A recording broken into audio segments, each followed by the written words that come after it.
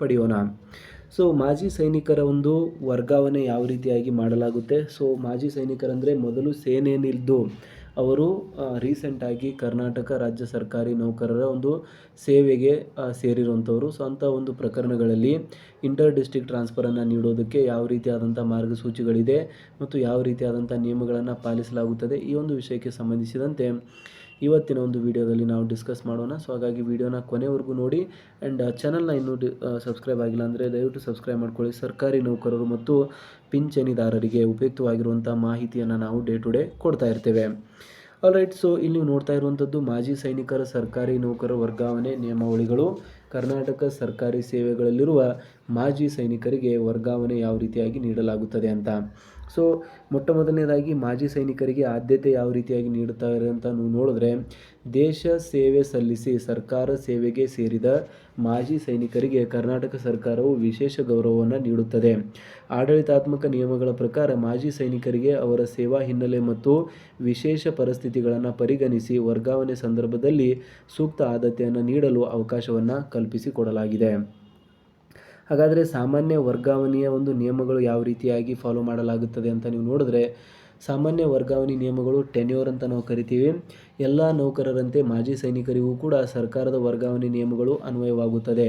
Group A ಮತ್ತು B ಯಲ್ಲಿದ್ದರೆ 2 ವರ್ಷ ಕನಿಷ್ಠ ಒಂದೇ ಸ್ಥಳದಲ್ಲಿ ಸೇವೆಯನ್ನು ಸಲ್ಲಿಸಿರಬೇಕು. ಗ್ರೂಪ್ ಸಿ ನೌಕರರಾಗಿದ್ದರೆ 4 ವರ್ಷ ಒಂದೇ ಸ್ಥಳದಲ್ಲಿ ಸೇವೆಯನ್ನು ಸಲ್ಲಿಸಿರಬೇಕು ಮತ್ತು ಗ್ರೂಪ್ ಡಿ ನೌಕರರಾಗಿದ್ದರೆ ಒಂದೇ ಸ್ಥಳದಲ್ಲಿ ಕನಿಷ್ಠ 7 ವರ್ಷ ಸೇವೆಯನ್ನು ಸಲ್ಲಿಸಿರಬೇಕಾಗುತ್ತದೆ. ಸೊ ಇದು ಎಲ್ಲರಿಗೂ ಕೂಡ ಅಪ್ಲೈ ಆಗುತ್ತೆ, ಸಾಮಾನ್ಯ ನೌಕರರಿಗೆ ಮತ್ತು ಮಾಜಿ ಸೈನಿಕರಿಗೂ ಕೂಡ ಇದು ಅಪ್ಲೈ ಆಗುವಂಥದ್ದು. ಇದಾದ ಮೇಲೆ ನೆಕ್ಸ್ಟ್ ವಿಶೇಷ ವರ್ಗಾವಣೆ ಒಂದು ಪ್ರಕರಣಗಳ ಬಗ್ಗೆ ನಾವು ಮಾತನಾಡೋದಾದರೆ, ಮಾಜಿ ಸೈನಿಕರು ಈ ಕೆಳಗಿನ ವಿಶೇಷ ಸಂದರ್ಭಗಳಲ್ಲಿ ವರ್ಗಾವಣೆಯನ್ನು ಕೋರಬಹುದಾಗಿದೆ. ಆರೋಗ್ಯ ಕಾರಣಕ್ಕಾಗಿ, ಸೈನ್ಯದಲ್ಲಿನ ಸಮಯದ ವೇಳೆ ಆದ ಗಾಯಗಳು ಅಥವಾ ಆರೋಗ್ಯ ಸಮಸ್ಯೆಗಳಿದ್ದರೆ ವೈದ್ಯಕೀಯ ಪ್ರಮಾಣ ಪತ್ರದೊಂದಿಗೆ ಅದನ್ನು ಕೋರಬಹುದಾಗಿದೆ. ಇದಾದ ಮೇಲೆ ಕುಟುಂಬದ ಹಿತದೃಷ್ಟಿಯಿಂದ, ದಂಪತಿ ಸ್ಪೌಸ್ ಪ್ರಕರಣ ಅಥವಾ ವಿಶೇಷ ಕುಟುಂಬದ ಪರಿಸ್ಥಿತಿಗಳಿದ್ದರೆ ಆದ್ಯತೆಯನ್ನು ನೀಡಲಾಗುತ್ತದೆ. ಸ್ಥಳ ನಿಯುಕ್ತಿ, ತಾಂತ್ರಿಕ ಪರಿಣಿತಿಯುಳ್ಳ ಮಾಜಿ ಸೈನಿಕರಿಗೆ ಅವರ ಅನುಭವಕ್ಕೆ ತಕ್ಕ ಹುದ್ದೆ ಲಭ್ಯವಿದ್ದಲ್ಲಿ ಆ ಒಂದು ಆದ್ಯತೆಯ ಒಳಗೆ ಸ್ಥಳವನ್ನು ನಿಯುಕ್ತಿ ಮಾಡಲಾಗುತ್ತದೆ. ಸೊ ಒಂದು 3 ಕಾರಣಗಳು ಬರುತ್ತವೆ. ಅದಾದಮೇಲೆ ಆನ್ಲೈನ್ ಪೋರ್ಟಲ್ ಯಾವ ರೀತಿಯಾಗಿ ಬಳಕೆ ಮಾಡಬೇಕು ಅಂದರೆ, ಮೊಟ್ಟ ಮೊದಲನೇದಾಗಿ ಲಾಗಿನ್ನನ್ನು hrms.karnataka.go.in ನಲ್ಲಿ ಲಾಗಿನ್ ಮಾಡಬೇಕು. ಅದಾದಮೇಲೆ ಅರ್ಜಿಯನ್ನು ಸಲ್ಲಿಸಬೇಕು. ಟ್ರಾನ್ಸ್ಫರ್ ರಿಕ್ವೆಸ್ಟ್ ವಿಭಾಗಕ್ಕೆ ಹೋಗಿ ಇದಾದಮೇಲೆ ವಿವರಣೆಯನ್ನು ನೀಡಬೇಕಾಗುತ್ತದೆ. ನಿಮ್ಮ ವರ್ಗಾವಣೆಗೆ ಮಾಜಿ ಸ್ಥಾನಕ್ಕೆ ಅಥವಾ ವೈದ್ಯಕೀಯ ಕಾರಣಗಳನ್ನು ಉಲ್ಲೇಖಿಸಿ ಒಂದು ಸೂಕ್ತವಾಗಿರುವಂಥ ವಿವರಣೆಯನ್ನು ಇಲ್ಲಿ ನೀಡಬೇಕಾಗುತ್ತದೆ.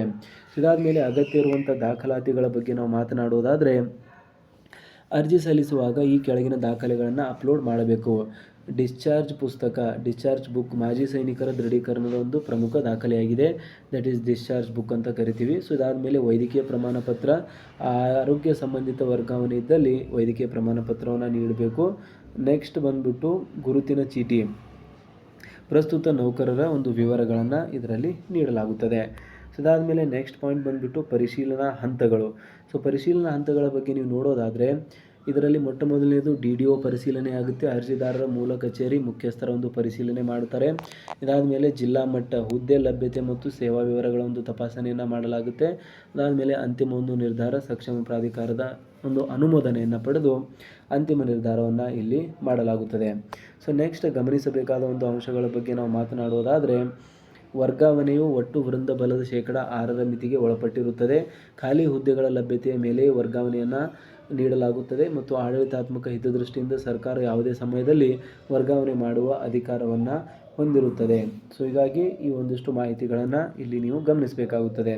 ಸಹಾಯವಾಣಿ ಮತ್ತು ಮಾಹಿತಿಯ ಬಗ್ಗೆ ನೀವು ನೋಡಿದ್ರೆ, ನಿಮ್ಮೊಂದು ಇಲಾಖೆ ಆಡಳಿತ ಶಾಖೆ ಇಲ್ಲಿ ಅಡ್ಮಿನಿಸ್ಟ್ರೇಟಿವ್ ಸೆಕ್ಷನ್ನಲ್ಲಿ ಹೆಚ್ಚಿನ ಮಾಹಿತಿ ಪಡೆಯಬಹುದು. ಸೈನಿಕ ಕಲ್ಯಾಣ ಮತ್ತು ಪುನರ್ವಸತಿ, department of Sainik welfare and ರೀಸೆಟಲ್ಮೆಂಟಲ್ಲಿಯೂ ಕೂಡ ನೀವು ಈ ಒಂದು ಮಾಹಿತಿಯನ್ನು ಪಡೆಯಬಹುದು ಮತ್ತು HRMS ಸಹಾಯವಾಣಿ ಕೇಂದ್ರ ಹೆಲ್ಪ್ ಡೆಸ್ಕ್ನಲ್ಲಿಯೂ ಕೂಡ ಇದಕ್ಕೆ ಸಂಬಂಧಿಸಿದಂತೆ ಹೆಚ್ಚಿನ ಒಂದು ವಿವರಗಳನ್ನು ನೀವು ಪಡೆಯಬಹುದಾಗಿದೆ. ಸೊ ಇದಿಷ್ಟಾಗಿತ್ತು ಮಾಜಿ ಸೈನಿಕರ ಒಂದು ಟ್ರಾನ್ಸ್ಫರ್ಗೆ ಸಂಬಂಧಿಸಿದಂತೆ ಯಾವ ರೀತಿಯಾದಂಥ ಒಂದು ನಿಯಮಾವಳಿಯನ್ನು ಕರ್ನಾಟಕ ಸರ್ಕಾರ ಹೇರಿದೆ. ಅಂದರೆ ಯಾವ ರೀತಿ ನಾರ್ಮಲ್ ಪರ್ಸನ್ಗೆ ಕಂಪೇರ್ ಮಾಡಿದ್ರೆ ಮಾಜಿ ಸೈನಿಕರನ್ನು ಟ್ರಾನ್ಸ್ಫರ್ ಮಾಡುವಂಥ ಸಮಯದಲ್ಲಿ ಬೇರೆ ಬೇರೆ ನಿಯಮಾವಳಿಗಳನ್ನು ಫಾಲೋ ಮಾಡಲಾಗುತ್ತೆ, ಬೇರೆ ಬೇರೆ ರೂಲ್ಸ್ಗಳನ್ನು ಫಾಲೋ ಮಾಡಲಾಗುತ್ತೆ.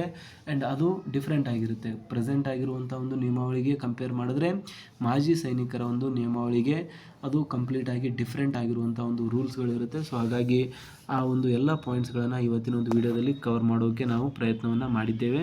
ಸೊ ವಿಡಿಯೋ ಹೇಗನಿಸಿದೆ ಅಂತ ದಯವಿಟ್ಟು ಕಮೆಂಟಲ್ಲಿ ತಿಳಿಸಿ, ಮತ್ತು ಚಾನಲ್ನ ಇನ್ನೂ ಸಬ್ಸ್ಕ್ರೈಬ್ ಆಗಿಲ್ಲ ಅಂದರೆ ಸಬ್ಸ್ಕ್ರೈಬ್ ಮಾಡ್ಕೊಳ್ಳಿ.